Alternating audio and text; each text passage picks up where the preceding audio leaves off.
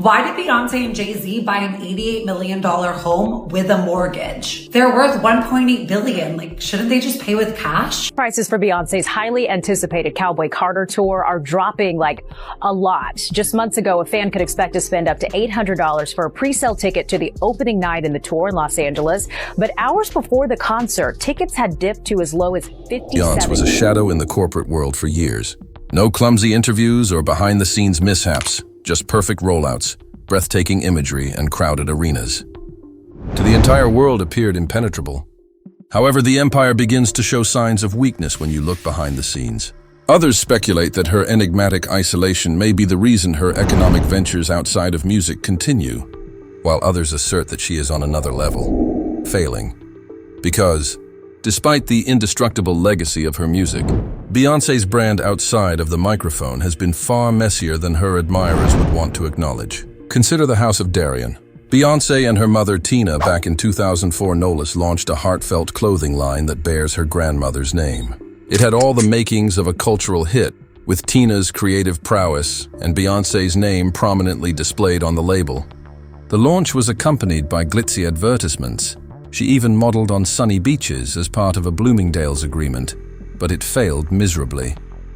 The designs were criticized for being cheesy and failing to fit Beyoncé's polished persona.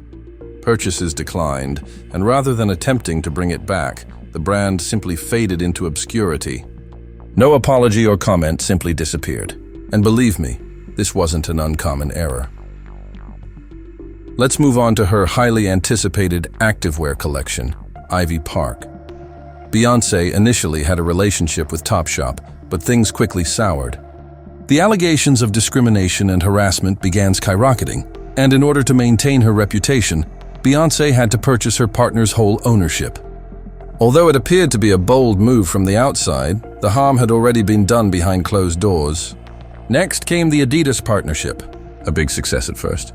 Fans were snatching every drop from internet stores at the debut. However, the impetus was short-lived. Sales had virtually plummeted by 2023.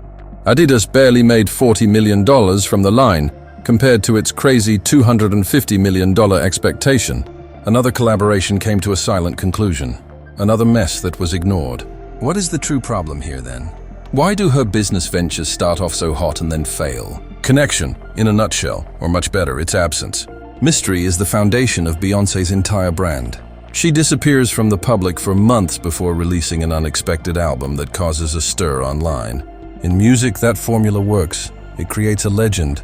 However, business is not the same. Mystery does not sell leggings or sneakers. A famous label isn't all that fans desire. They want to witness you embracing it, living it, and integrating it into your daily life.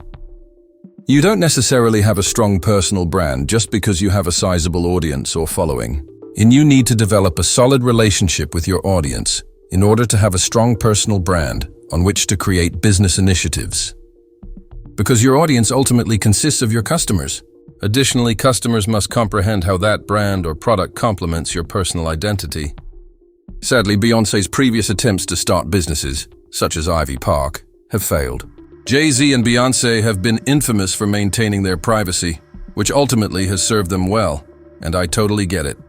However, don't be shocked when it comes time to introduce a new product or brand that consumers find incomprehensible, because it has been years since they were able to establish a personal connection with you. Rihanna is aware of this. Kim Kardashian is also aware of it. Applying their own products, trying on the fits and cracking up, they get on camera, jokes, be genuine. Beyoncé launches, then vanishes, leaving her followers feeling totally excluded. Even her perfume empire demonstrates how fans are left feeling alienated. Heat, her debut fragrance, became the most popular celebrity perfume in the world and earned over $400 million globally. However, when Pulse, Midnight Heat, and Heat Rush, the spin-offs, were released, it seemed like the magic quickly faded because she was just pursuing the initial success. That once expensive perfume was being thrown into bargain bins by 2013, which is essentially retail's death certificate. Beyoncé's brand of natural hair care products, and many individuals, in my opinion, have not understood why she even quietly moved on from her license company. The most absurd aspect is that the majority of fans hardly noticed. and it extends beyond style and scent. The same tumultuous tale was told by her Parkwood Entertainment Cinematic Productions. Obsessed made money but was criticized by reviewers, while Cadillac Records failed miserably at the box office. The genuine curveball then arrived: Parkwood's significant transition to a full-fledged label. However, it only caused uncertainty rather than breaking any records. Artists were not receiving the recognition they were due. Even Chloe Bailey, who had been the talk of the town for days, saw her debut album fail. The most outrageous aspect is that Beyoncé didn't even advertise it, leaving fans perplexed and wondering why she let her own talent to fail. Not a single report, tweet, or even repost. Words could hardly express such quiet. Questions like, does Beyoncé really know how to build brands beyond herself? Are increasingly being asked. Operating a business entails being present, advertising, establishing connections, and allowing entry. However, Beyoncé's entire persona revolves around excluding others. And that may be her toughest obstacle in the modern business environment, where relatability and openness are crucial. Vulnerability. The streets were ablaze when Ivy Park and Adidas made their debut. It seemed like Bey had at last established a modern, sporty, and fresh brand. The advertising was slick, the images were amazing, and fans went into overdrive. For a brief moment, this appeared to be the major turning point. However, the fissures appeared as soon as the excitement subsided. Adidas anticipated making hundreds of millions of dollars. Rather, they received an obvious failure. Shops were overstocked. Unsold clothing was stacked on shelves. Even worse, supporters were unable to define what Ivy Park was meant to be. The branding seemed to be just vibrations, not really meaningful. Additionally, fashion is much more than simply putting your name on a tag. Storytelling is the essence of branding. It's a way of life. However, when the brand's spokesperson seldom ever wears it, or when fans discuss it, they begin to feel as though they are in a marketing ghost town. No heartbeat, no true spark. Sure, Ivy Park had the style, but not the feeling. It appeared as though it never felt like Beyoncé, but it was Beyoncé. And because of that gap, the entire thing seemed phony, more like a costume than a civilization. And what sells these days is culture, does it not? Perform that effectively. The main reason for that is that Beyoncé has, in a sense, kept her life so private and herself so distant that when she releases a product, it's difficult for us to relate to it because we can't really relate to her on a human level. We don't think she's actually using the products she sells us. The fragrance, House of Darien, and even the Adidas partnership. You would assume it would lose its mind like Yigi did. 2015 saw the same wellness collaboration with the slip-up hitter. Beyoncé started a dietary program with a trainer, but it wasn't some easy, informal, nutritious food plan. It has very few calories. Thus, public health specialists cautioned against touching it. The reaction was immediate. Nutritionists said it was harmful. It was deemed unreasonable by fans, and detractors immediately asked why Beyoncé would endorse such a radical idea. Silence was Bey's response. No discussion, no defense. The brand simply vanished as the heat increased. One more failure silently removed. This is the actual pattern. These businesses don't fail due to a lack of funding or poor design. Their absence of soul causes them to crash. By actively participating, posting raw and uncensored content, going live and dropping tutorials, Rihanna created Fenty. Fans trust her since she became the brand's face and the driving force behind it. Kim Kardashian's skims are effective because they seem to reflect her way of life. It's true. It has been inhabited. She is constantly in her goods, advertising them in informal, daily ways that seem genuine and organic. However, Beyoncé continues to hover above it all. Iconic, regal, yet aloof. No one really thinks she's wearing Ivy Park leggings and spritzing her perfume every morning. It doesn't seem like real love.